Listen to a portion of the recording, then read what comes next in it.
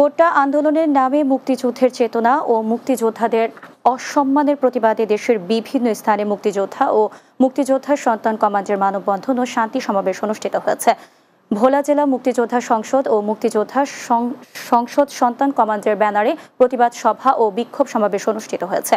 অনুষ্ঠানের সভাপতিত্ব করেন জেলা মুক্তিযোদ্ধা সংসদের সাবেক কমান্ডার দোস্ত মাহমুদ। এদিকে মুক্তিযুদ্ধ বিরোধী সকল ষড়যন্ত্রের প্রতিবাদে সিলেটে বিভিন্ন রাজনৈতিক ও সাংস্কৃতিক সংগঠন নানা কর্মসূচি পালন করেছে।